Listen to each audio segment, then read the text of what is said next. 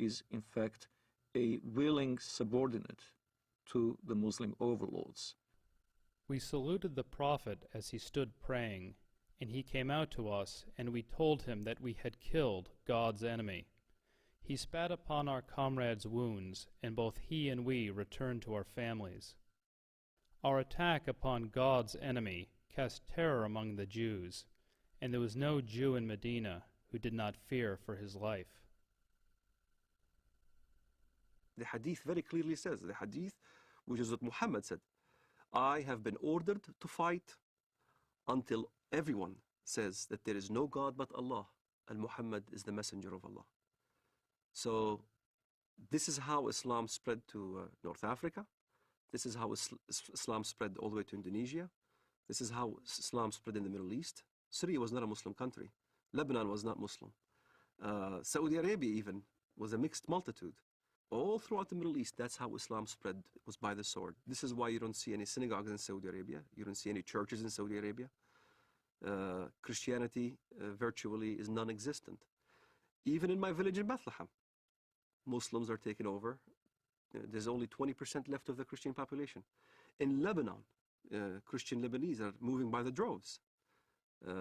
Hezbollah there is very active. Lebanon used to be a Christian nation. Now, all of a sudden, it's being Islamized. So Islam is moving.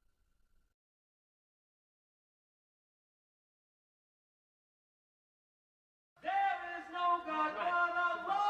There is no God but Allah. Muhammad is his messenger. Muhammad is his messenger. La ilaha illallah. La ilaha illallah. Jihad fi sabilillah. Jihad fi sabilillah. Follow the Holy Quran. Follow the Holy Quran. Follow the Holy Quran. Follow the Holy Quran. There is no God but Allah. There is no God but Allah. Muhammad is his messenger. Muhammad is his messenger. Unite Muslims everywhere. Unite Muslims everywhere. Unite Muslims everywhere. Islam is the latest. All right, here we go. Allahu Akbar.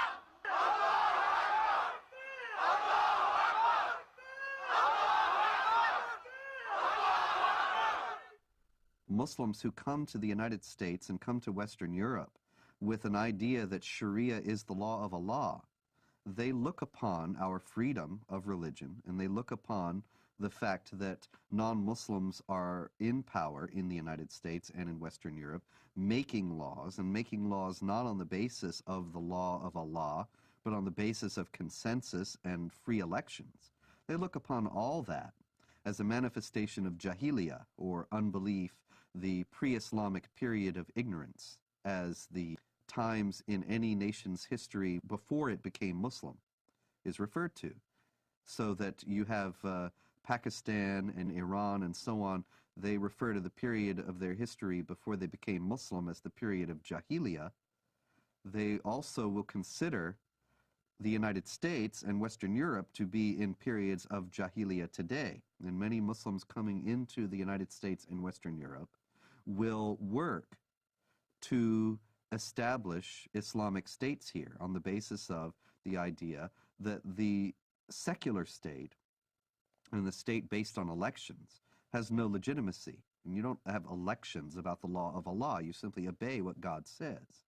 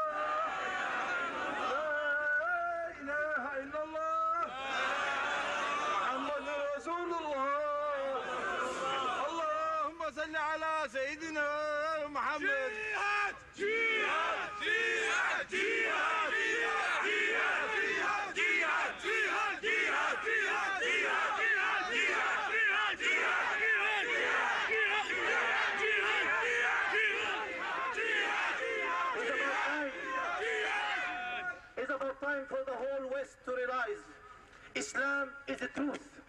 As a matter of time, Islam going to be implemented. And the giant of Islam and the giant of the Islamic State is going to rise up again. And it's going to be a fact. And it's going to be a true fact in reality. Look, the Muslims in Egypt, they call for Islamic State. Look in Bilad al-Haramain, jihad for the sake to establish the Quran. Look in Iraq, look in Afghanistan, in Uzbekistan, in Pakistan, even in Europe, people calling La ilaha illallah, Muhammad Rasulullah. It's a matter of time. It's a matter of time the Sharia will be implemented and the Muslim Ummah will be united.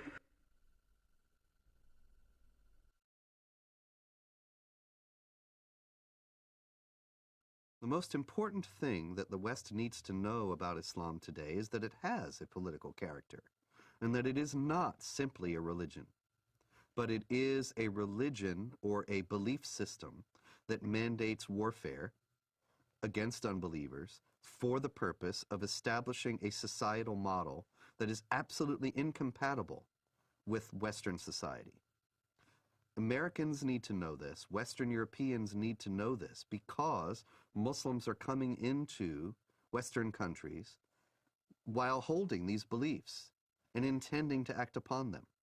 They are the motivations behind modern terrorist activity, and they are the goals of millions of Muslims in the United States and around the world. We need to know this so that we can protect ourselves.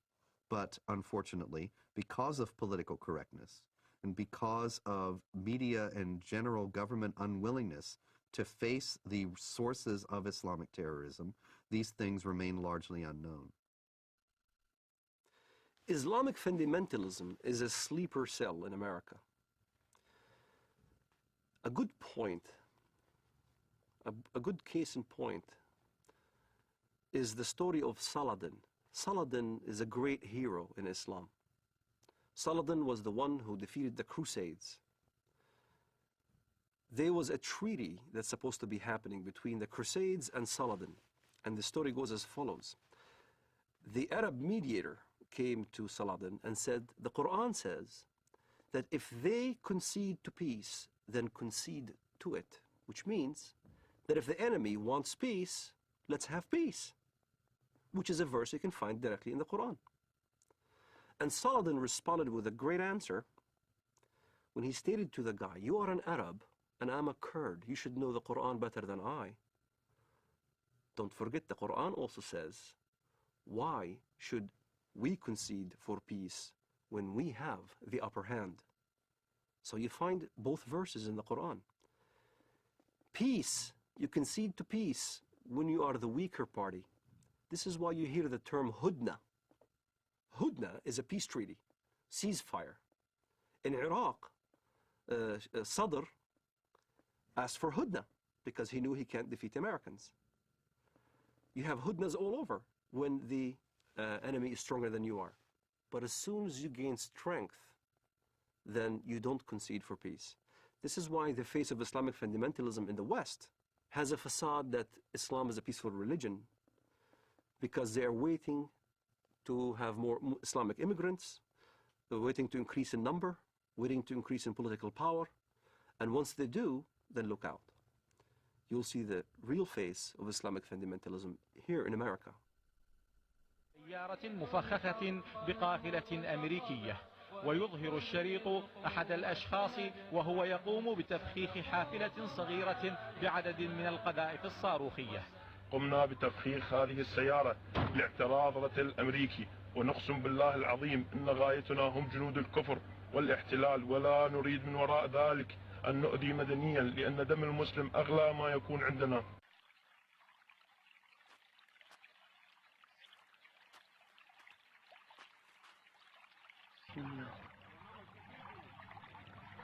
الله أكبر الله أكبر الله أكبر الله أكبر الله أكبر.